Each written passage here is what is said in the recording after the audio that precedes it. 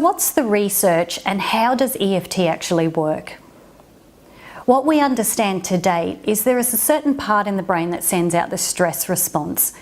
It's often responsible for why we might not feel great.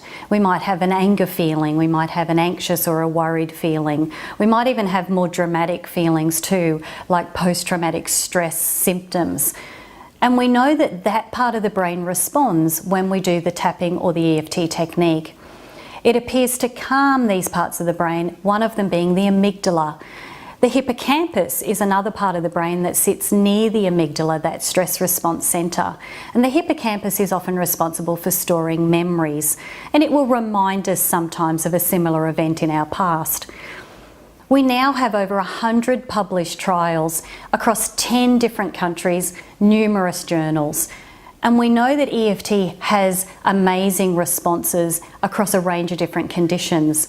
So we have evidence that's there to support it for decreasing phobias, for treating symptoms like post-traumatic stress disorder, for even things like weight loss and food cravings, as well as things like chronic pain and peak performance. All of those clinical trials have been run over the last 10 years and are now widely available for people to read the research and evidence behind them. We have trials that are coming out supporting its use for school students for things like exam anxiety, and the list is continuing. Depression is included in that list, and like I said, specific pain conditions like fibromyalgia.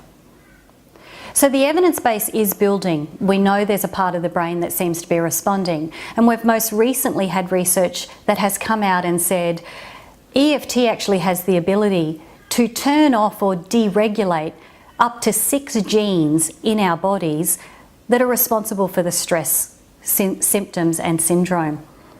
So we now know we have this tool that actually has a physiological effect on us. We know that cortisol, that stress hormone that's released when we're in that state, is actually downregulated as well with the EFT technique. I encourage you to go and read more around the EFT research, and the links to these are on our website. There's so much on offer that EFT can actually be useful for that I encourage you to explore them all.